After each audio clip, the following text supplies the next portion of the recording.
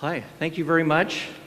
And want to thank a few people, and I probably won't cover everybody, but as Dr. Williams stated, I actually started here fall 2009 as a visiting fellow with the Center on Community Philanthropy. So it really has been an honor to work with Dr. Williams. Really appreciate it. We're very good friends, and she also does a great job of picking graduate research assistants. So thank you very much, Abby, Olivier, for all the hard work that you've done with us.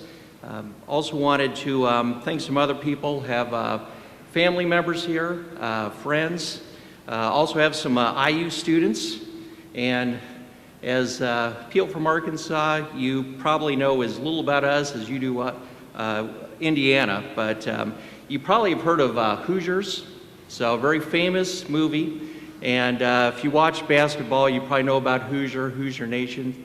There's a lot of different definitions of what a Hoosier is, and I think one of my favorites, and I could say this as an outsider somewhat, I grew up in Los Angeles County, is that a Hoosier is somebody from Kentucky that's lost. So that's one of my favorite. There's probably about 20 or 30 other definitions, but I think that's my favorite. So thank you very much. I think there's about 5 Indiana University students here. Saw them a little bit later last night, so I'm just glad that they're here this morning. So, all right, and we'll get started on New Urbanism. So New Urbanism is a term, and I will be very frank, it's a term that when I present about New Urbanism at academic conferences or with city planners, there's a lot of people that don't really maybe appreciate and understand New Urbanism. Some people think that all this just has to do with what's happening with suburban development. So a lot of times when I ask people about New Urbanism, they may say, if they know anything about it, oh, I've been to Seaside.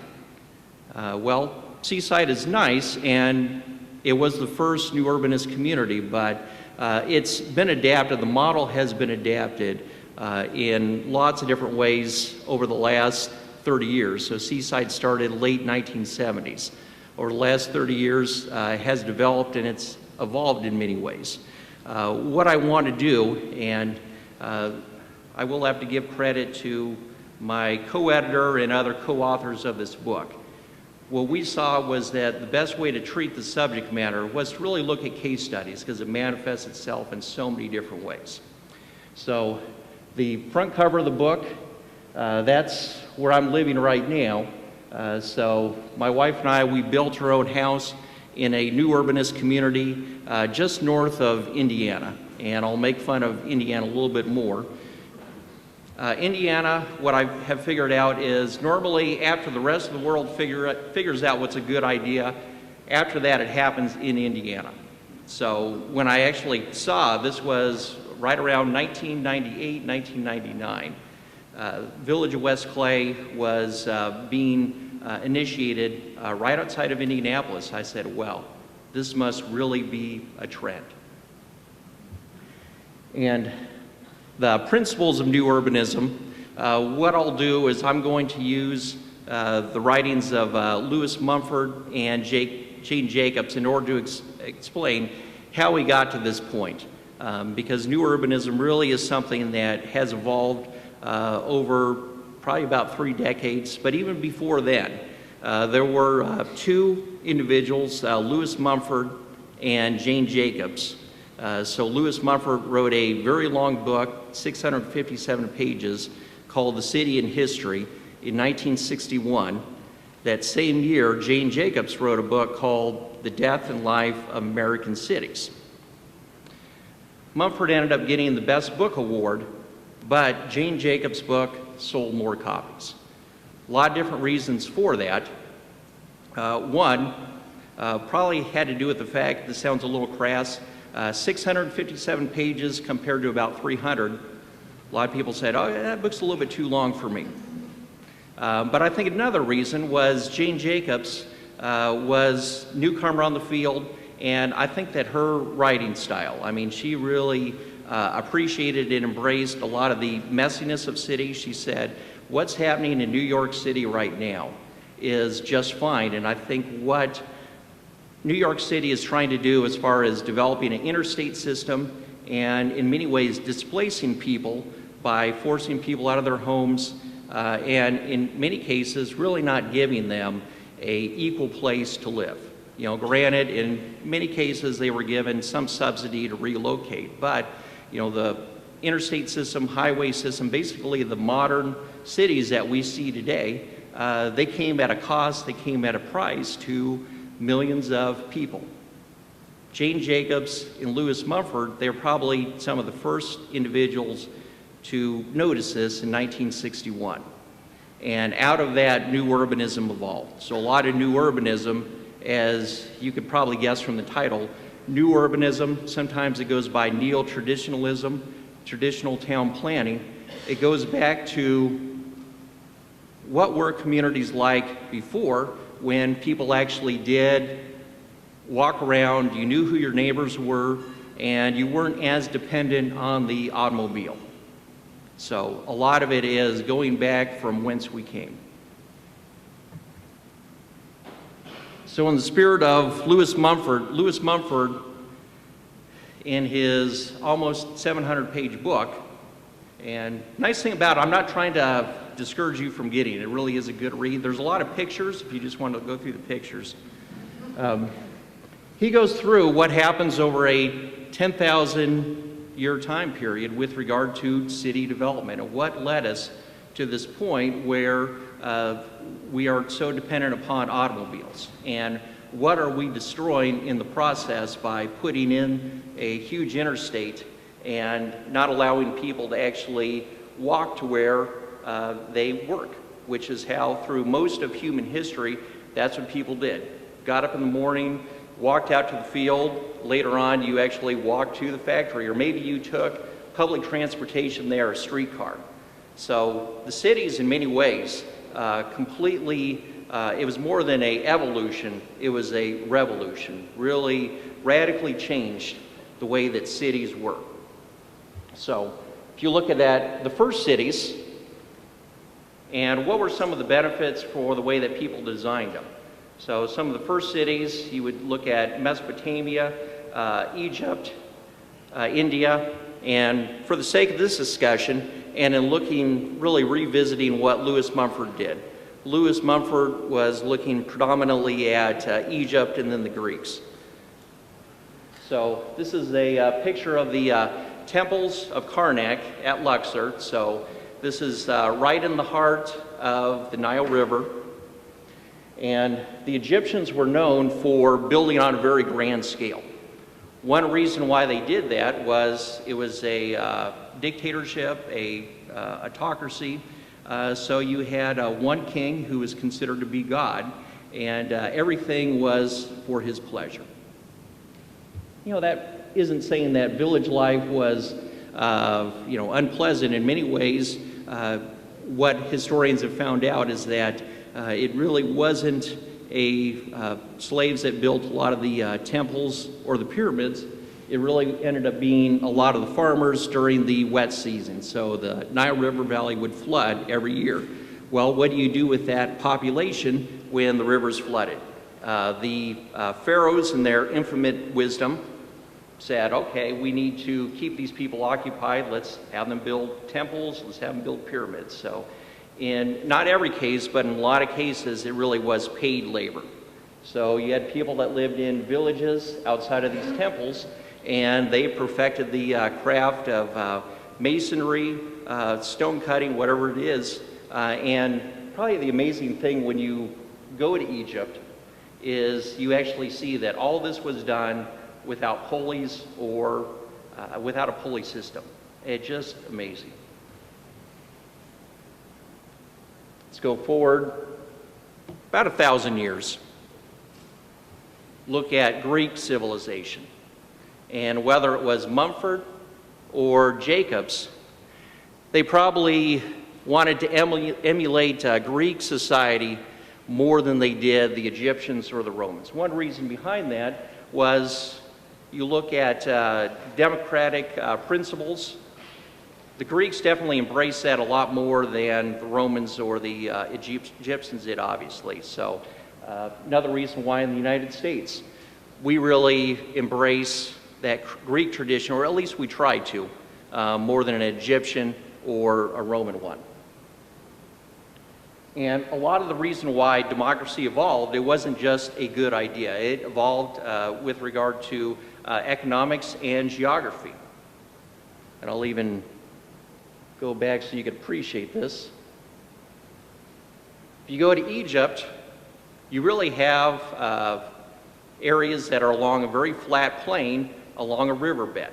So you don't have a lot of confinements with regard to geography. Ancient Greece, this is what you're building in. You're building around mountains, around cliffs, so you're really confined in what you can build.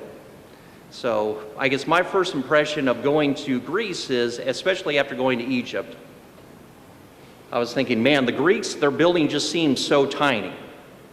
The reason why they were so tiny was they were having to essentially build into the side of a mountain in order to make their temples. So they had some confinements that the Egyptians didn't have, the Romans didn't have to some degree. Going through a lot of history here. This is where I do want to bring up some of the principles of New Urbanism. So essentially what the New Urbanists wanted to do was, what was life like when we had Greek villages, and what happened at the turn of the century before cars, where you actually knew who your neighbor was. Pollution rates were a lot lower to some degree.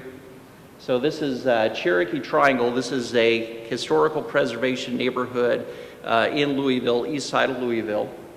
And something that I want you to notice about this picture is a neighborhood that was built 100 years ago. Almost all neighborhoods had sidewalks.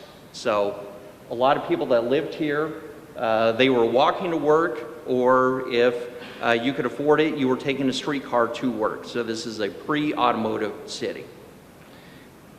And there's a saying, if you go to England, if you go to Oxford or Cambridge, there's a saying that the backs are just as nice as the fronts because they have those beautiful gardens in the back of cathedrals or the college campuses. In a lot of these historical neighborhoods, the backs aren't quite as nice as the fronts, but at least they are nice. So if you look at what's in the back, you have an alleyway. And something that we really got away from in building suburbs was we eliminated alleys. And you even think of a lot of stereotypes that we have of alleys. You probably heard the saying, you wouldn't want to meet him at the end of a dark alley. So alleys were looked upon as being places that were dangerous, places that were dirty. You look at this alleyway, actually alleys serve many different purposes. And I think we forgot a lot of those purposes.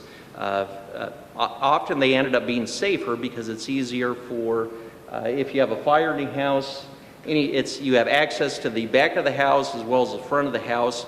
And even aesthetically, this is where your trash goes. This is where you park your car. So you put things that you wouldn't want your neighbors to see in the back of the house. So that way, front of the house looks like this.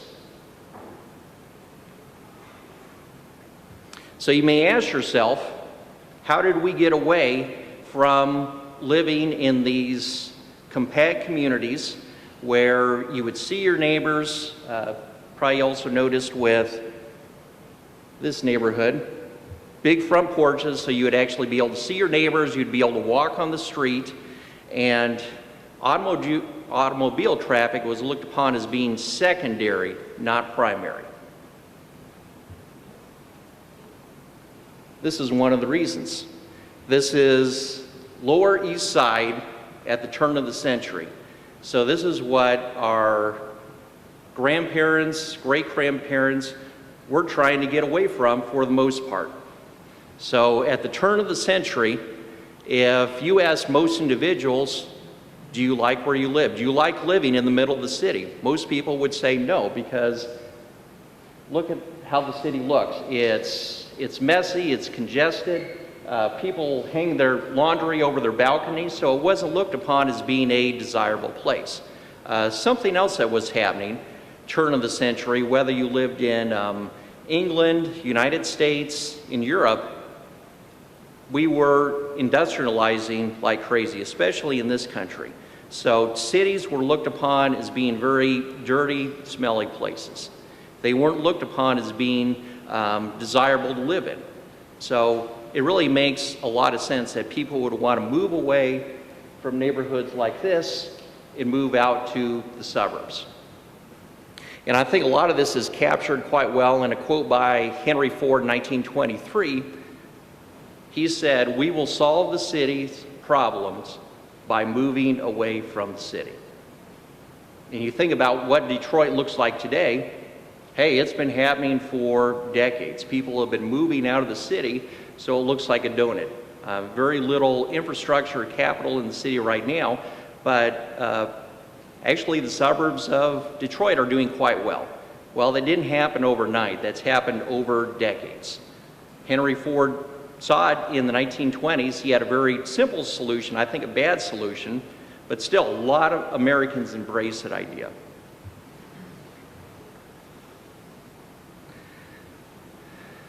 So now that you've seen what Mumford talked about, what he saw as being an ideal, and I would say that Jane Jacobs even took it a step further, because Mumford, in many ways, he was an idea person. Jacobs was a lot more pragmatic in her thinking. So Jacobs said, what we need to do is we need to prevent the federal government and state governments from displacing people from their homes. If you look at most neighborhoods that are being destroyed by interstates and highways, quality of life, it may not be the best, it may not be ideal in a lot of ways, but still, people have pretty decent jobs, people are able to get to work.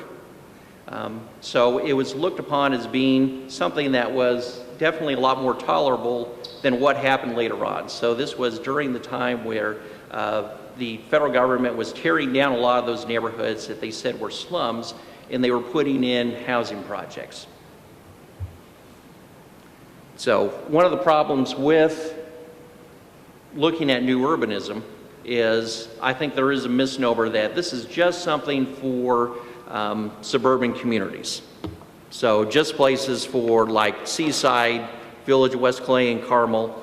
And people forget that a lot of what happened in the 1990s is really come full circle today with regard to the way that federal government sees this and what needs to be done with neighborhoods. So most articles at this point really look upon what's happening in the suburbs with new urbanism. So what are we doing in order to try to recreate that sense of community, better transportation? What are we doing for that? It's big emphasis is the suburbs. It's only been recently, and some of the work that I think is probably some of the best work by Larson, Gard, and White, 2007, has really emphasized what's happening with revitalization projects. And what I want to show you in later on is that there's probably more commonalities than there are differences between what's happening with suburban development, with new urbanism, and what's happening with inner city development. And a lot of this comes back to what happened during the Clinton administration. So I think Bill Clinton was ahead of his time in saying, what are we going to do with the inner city? What are we going to do with trying to revitalize some of these neighborhoods? So he saw that it was as much of a matter of economics, and economics was definitely tied into where people were living. So he worked in tandem with HUD Secretary Henry Cisneros in 1996 to start the Charter on New Urbanism.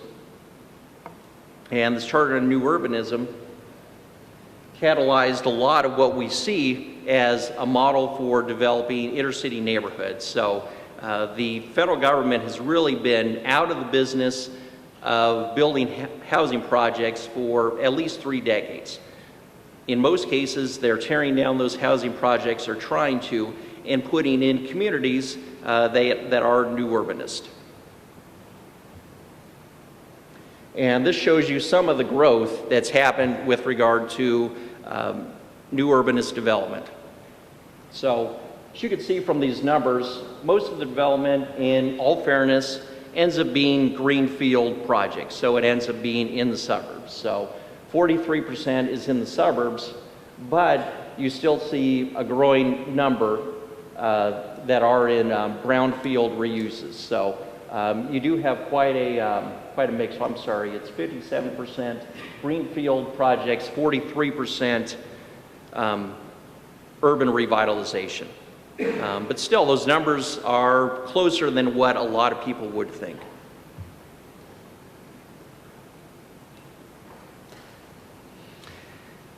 And rationale for this, well, a lot of it has to do with aging of the baby boomers. So if you look at what are some of the ideals with new urbanism, in many ways it has to do with where people want to live through the course of their life. What age are most people? Well, we have an aging population. Most people that are in their 60s and 70s are saying, well, do I really want to still be on 2 acres of land? Do I want to be in an acre of land? You have a lot of people that are empty nesters that when you ask them and ask them honestly, where would you want to be? Many would say, I would want to downsize. I want to be in a smaller place that's easier to maintain. And in many cases, they want to be around their grandkids. They want to be around their family. The advantage of living in a new urbanist neighborhood is you could be in a community that has mixed use as well as mixed housing. So you have homes that are built right next to condominiums, right next to apartments. And that way you literally can have potentially 3 generations that live in the same neighborhood. So you look through the course of human history, that's the way that it has evolved for the most part. It really is a very recent phenomenon that you have nuclear families living far away from grandparents, great-grandparents. In addition to that, you have the aging of the baby boomers. And questionnaires have said, and like a lot of this work, and to the credit of the Census Bureau, they're collecting a lot of this data now, so we can study in a little bit more detail. A lot of empty nesters are saying this is what we desire the most. In addition to that, you have an increasing number of people that are staying single longer, or people that are single. So the single population in the United States has gone up exponentially, in addition to the number of people that are single in general. So you have all 3 of those trends that have converged, and for that reason, you have an increased demand for living in a high-density neighborhood. And as you can imagine, historical preservation is really linked to this. So a lot of people that have said, well, I don't necessarily want to live in a older community, in an older home where I have to do a lot of repair work. Is there something like this that's newer construction that's easier to maintain? So that's another reason why you have increased demand for living in new urbanist communities.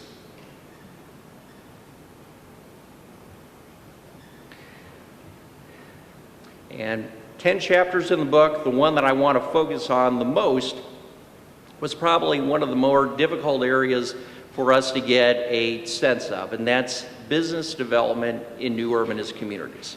So ideally, with new urbanism, you're going to have quality architecture, you're going to have accessibility. So accessibility with regard to being able to walk down the street, have walking paths, but you're also going to have accessibility around your house. So a big part of it will be alleyways.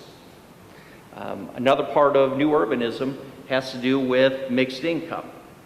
So in the case of Village West Clay, where I live, yes, you do have homes that are worth 3-4 million. Well, maybe not necessarily today, but when they were built, you know, that was definitely the going price. So you have homes that are worth millions, but you could also get a condominium for 60,000. So you have mixed income. Something else that you have is you have mixed use. Mixed use essentially means that you have businesses that are within a residential community. And the whole irony of that is that in vast majority of communities, and it probably is true with Arkansas, in Indiana, definitely is true, you have a local ordinance or local ordinances in a lot of communities that say you can't have a business within a residential area. You think about it, it's like, well, that doesn't make a lot of sense. Well, a lot of this goes back to the industrial age in the United States, that picture of the Lower East Side in Manhattan, where people said, hey, cities are dirty places, and I don't want to have factories right next to where I live. So it made a lot of sense. Turn of the century America doesn't make a lot of sense today, because what's happening to most factories? The number of factories in the United States has really gone down. Most of the industry, even with factories, ends up being a lot cleaner. So we don't have the same rates of pollution, don't have the same rates of undesirable living in having factories or businesses in close proximity to where people live.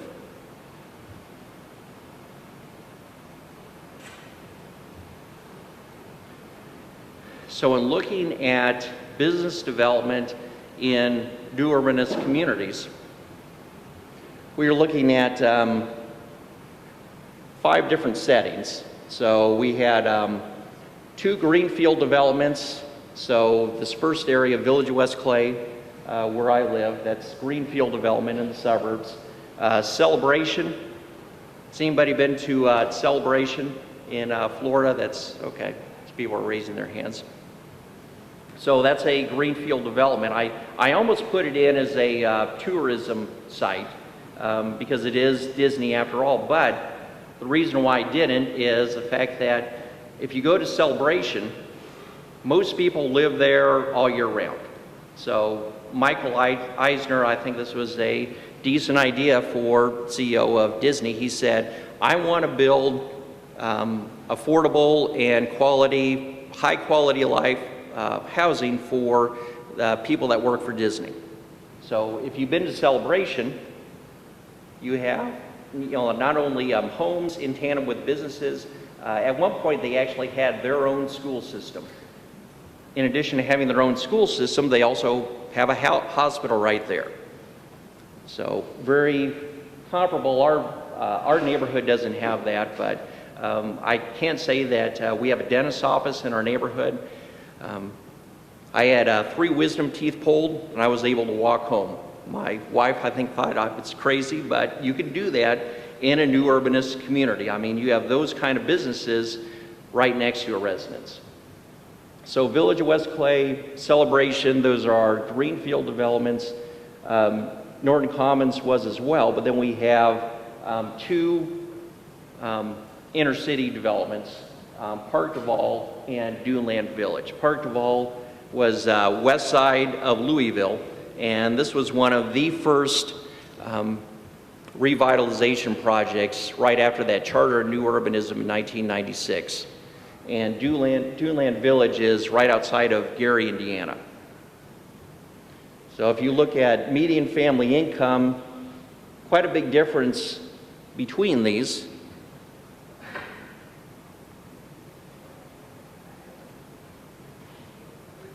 And also when you look at percentage below the poverty line, a lot of differences as well. So when you look at these first stats, you're like, okay, what do these places have in common?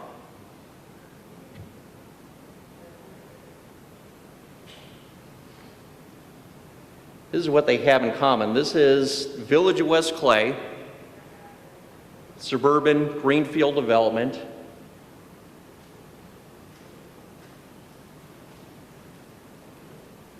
Back.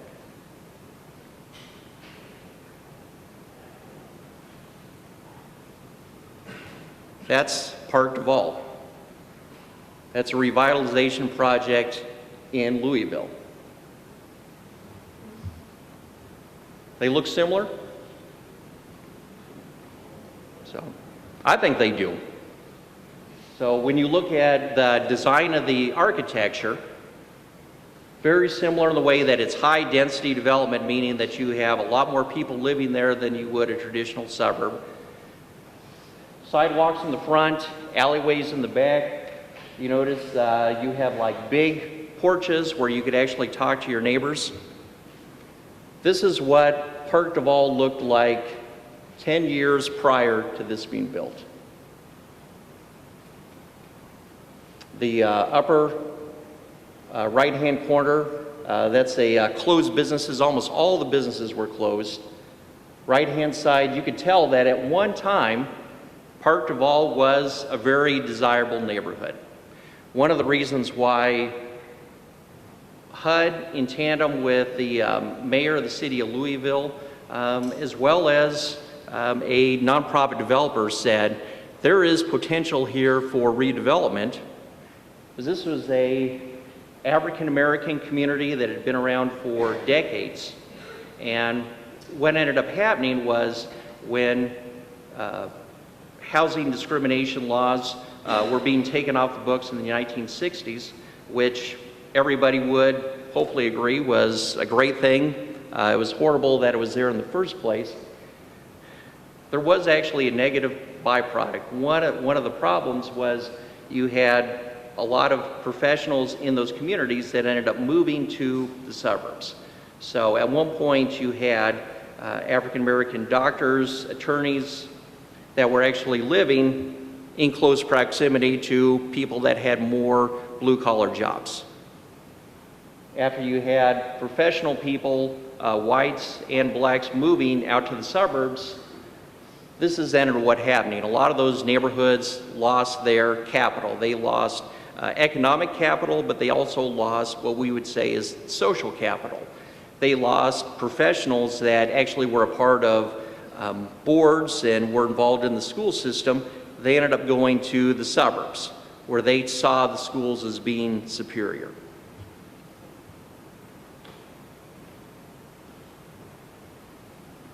So this is what Park Duval looked like as far as the residents. So no businesses, or very few to be talked about, and you had housing projects.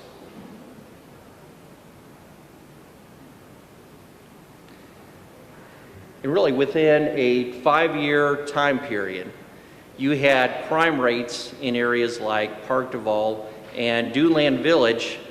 They had crime rates go down exponentially. You had crime rates that literally went down by 60% within a 5-year time period. So economically, these areas ended up being more viable, but crime rates were going down. So you had businesses coming in, and everything was related. You had a lot of synergies resulting from the federal government working in tandem with private developers, private nonprofit developers, in targeting Park Duval, Duneland Village for revitalization.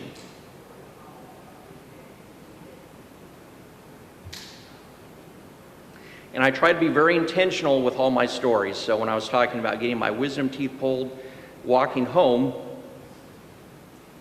the reason why I used healthcare businesses as an example. A commonality that we saw between suburban, new urbanist sites and inner city ones had to do with the fact that the most viable businesses ended up being in the health services sector. That manifests itself in ventures that are as large as hospitals and as small as dentist offices or public health facilities. So Park Duval, before the neighborhood was targeted for revitalization, you would have to take a bus, and a lot of times you couldn't get a direct bus route to a healthcare facility. After revitalization, this is how it looks. They put it in a big community health center, and it's right next to condominiums and apartment buildings. So those of you that a lot of students are probably looking at access to healthcare because of healthcare reform, that's really one of the biggest dilemmas that we're facing, is that quality healthcare, you have to have access to it. So economic development in the form of new urbanist development can result in better healthcare outcomes.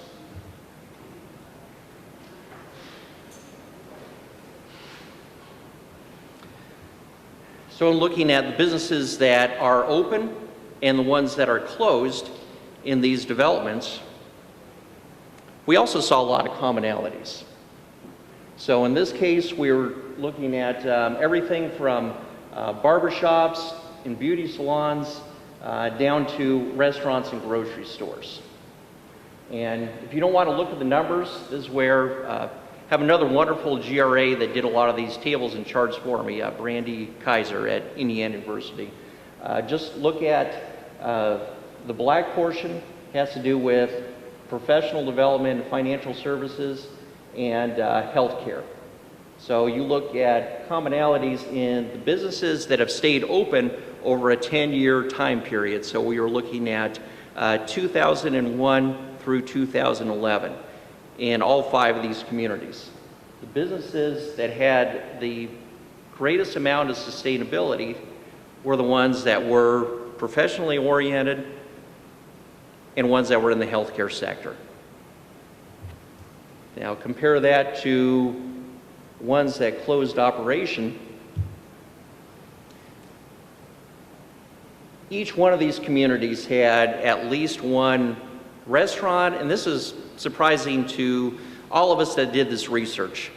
Grocery stores, you would think that that would be one of the best businesses to have in one of these communities. And I know this happens to me all the time. I'm the one in my family, and my wife and daughter will attest to this. I'm the one that's having to go out and do these late night grocery runs. So I used to love it when we had a grocery store in our neighborhood. We've actually had 2 go out of business just in 10 years. One of the reasons that we saw not only in Village of West Clay, but Park Duval, Duneland Village, was a lot of people that ended up owning these grocery stores thought, oh, this is a new urbanist community. They thought this not only in the suburbs, but they thought this with the city development projects. People can pay more. So they would inflate the prices, and subsequently these stores, people stopped going there. They said, well, and here's the contradiction. People may live in new urbanist communities, they may like to walk, but they still have cars. They'll drive 3 minutes away, 4 minutes away to go to Walmart and pay a much better price, and I hate to say it, sometimes get the same product. So we saw that whether it was Village of West Clay or Park Duval. Restaurants, grocery stores, overpriced goods, and subsequently that was the reason that residents were saying, in addition to the developers, that they ended up going out of business.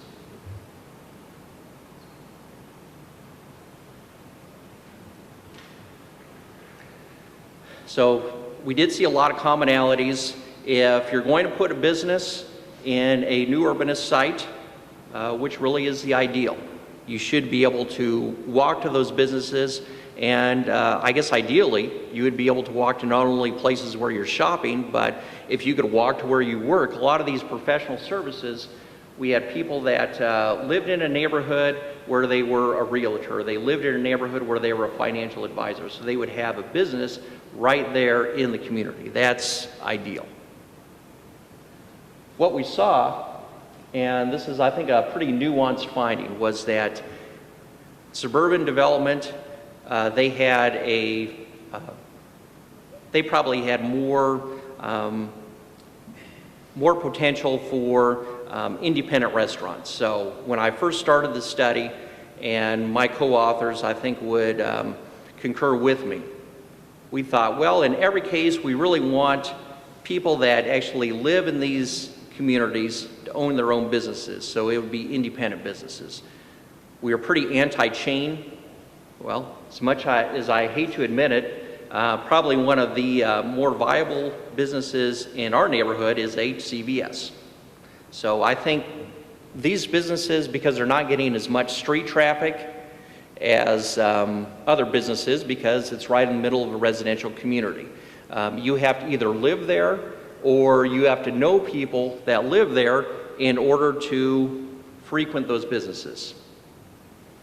Well, because of that, the CVS's, the Walmarts of the world, well, Walmart isn't here, but CVS's, Walgreens of the world, a lot of those, you know, like large pharmaceuticals or even chain restaurants, they have the marketing ability to be in the middle of a residential community and get news out about their business. Somebody that's starting a new business just doesn't have the same level of resources. So chains, as you can imagine, fare a lot better in the redevelopment sites. It's hard enough to get zoning for a redevelopment site. It's even harder to attract businesses. So the more successful development businesses in Park Duval and Dew-Land Village, they ended up being chains. They ended up being chain restaurants, chain financial services like H&R Block. Those had the greatest level of sustainability. There's another irony that we found. One of the key principles of new urbanist development has to do with density. So new urbanist development, ideally, you're going to have more people living in a smaller space.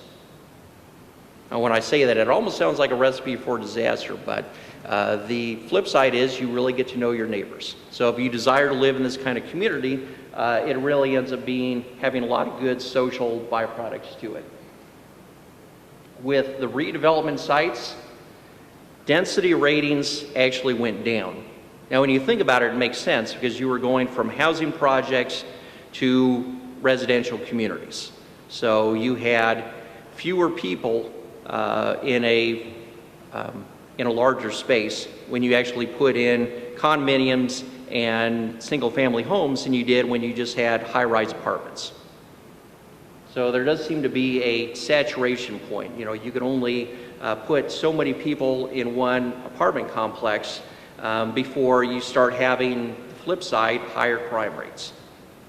And when I asked a question to the mayor of the city of Louisville, Jerry Abramson, one of the big criticisms of his new urbanist project, and he ran for re-election on what was happening in Park Duval and other developments. I said, well, what about gentrification, where you actually displacing people from the Park Duval neighborhood to a place where they couldn't afford to live, or you really weren't taking care of everybody in that community. People were being displaced. And he said, well, yeah, you're right. People were displaced, but I'm not in the business of warehousing the poor. So you look at what life was like before then, where we had the highest crime rates in the state of Kentucky. You look what it is now. So he said, yes, it wasn't a perfect solution, but it definitely is a superior solution than what we were able to offer people in that neighborhood before.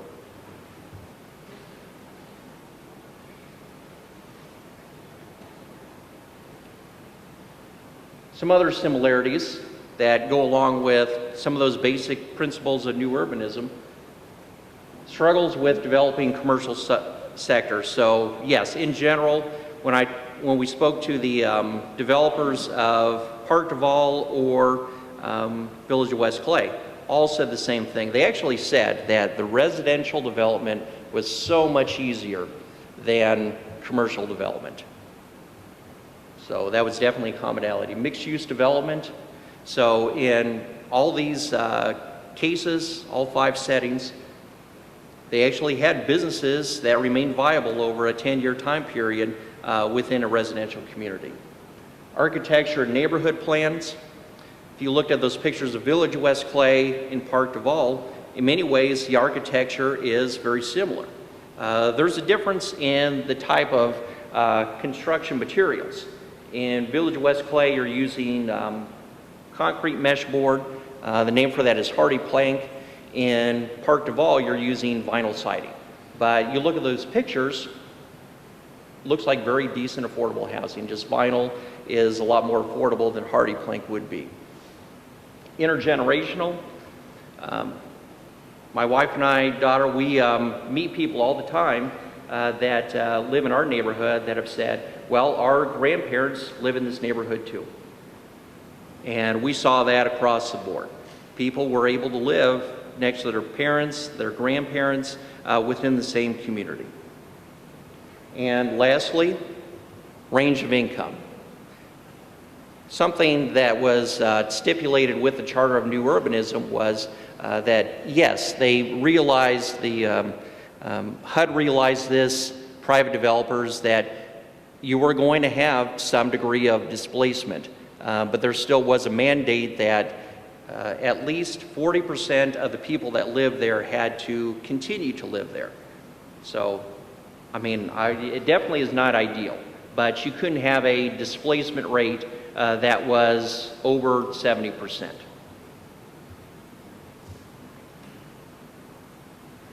And I have to close because we are at the Klin School, and when I was doing a fellowship here, 2009, I actually had the privilege and honor of meeting President Klin, and I'm glad that somebody was able to take this picture of me. This was one of my students, but I am horrible about taking pictures of other people with the president. So my story that has to do with this is one of our GRAs, and she ended up going right up to President Klin, and this seems so long ago. This was 2009 when people actually had real cameras. So she actually threw a real camera at me and she said, "Dr. Besel, take my picture with President Klin." So I got as close as I could to him, point, click, flash and go off. And President Klin, what you hear about him as far as he never forgets a face, he knows everybody's name, he knew who I was. So he goes, "I'm sorry, Dr. Besel, the flash didn't go off. Would you mind taking that picture again?" I said, "Well, of course, Mr. President, I can do just that." Point, click, doesn't go off. Then this hand comes out of no place, takes the camera out of my hand, point, click, flash goes off, no problem. President Klin looks down at me and says, "I'm sorry, Dr. Besel, but Chris has been with me for a long time." That was one of his Secret Service guys. Chris has been with me, and he takes pictures all the time. So I do apologize, but we need to get that picture done. Very last slide. I went from being at the Klin School to something that I've been waiting to share, another story. The silent partner for the development of our neighborhood, he's a man by the name of Tom Houston. If you go home, if you Google Tom Houston, what will come up is Nixon's enemy list. So one of the developers of our neighborhood was the guy that did all the wiretapping and did all the spying for Nixon as a very young attorney. So I guess the lesson to be learned here is if your name is Mudd in Washington, D.C., you move to Indiana and you become a housing developer. And I'll go ahead and close at that point.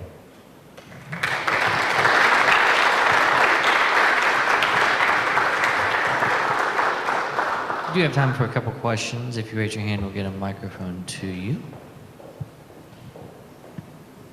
There you go, Jana. My name is Jenna Rose. I'm a second-year Clinton School student, and I'm also a concurrent student at UAMS as a Master of Public Health student.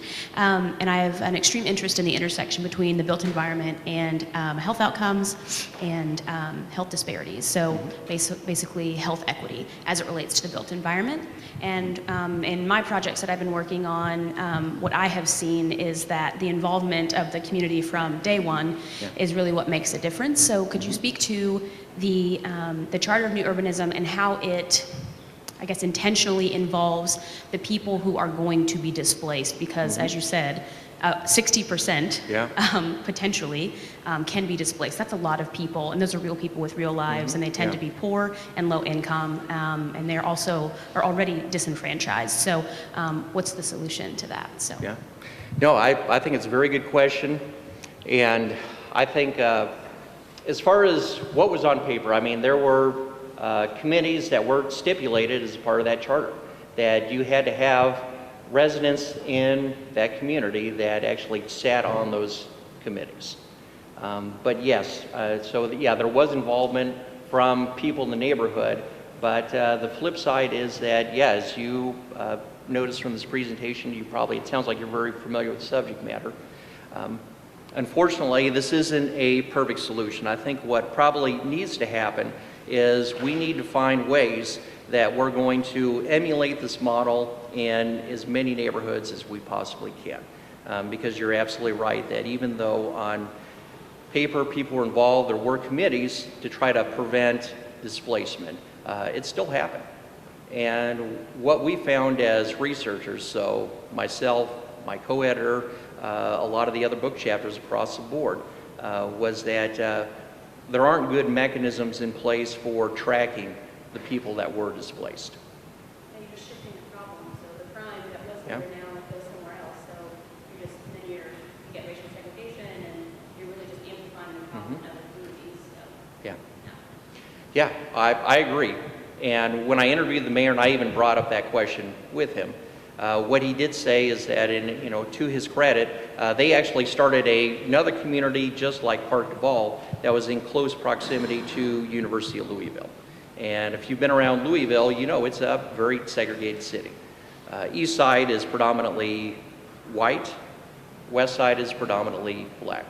And unfortunately, over decades, very few resources have been put into the west side of Louisville. But he was able to start another community, basically the same thing, tore down old housing projects, put in new development, but in the case of the one around University of Louisville, he put in more apartments and condominiums than they did single-family housing. What they found, and this goes along with the demographics, there's just a greater demand for that type of housing. So if you look at foreclosure rates in Park Duval, they actually have gone up higher, as you could imagine, with the single-family homes than they have condominiums. Last one, right there. Come behind you, there's a microphone. Hi, Vicki Edwards at the UALR Institute of Government. Okay. I was curious as to whether you saw any differences in terms of outcomes based on the impetus for the redevelopment. So for example, you mentioned Celebration is basically a company town. Yes. Versus, say, a university that goes in. I know Mercer University was very active in redeveloping the areas around it in Macon, Georgia, versus some city-oriented approaches or even grassroots approaches.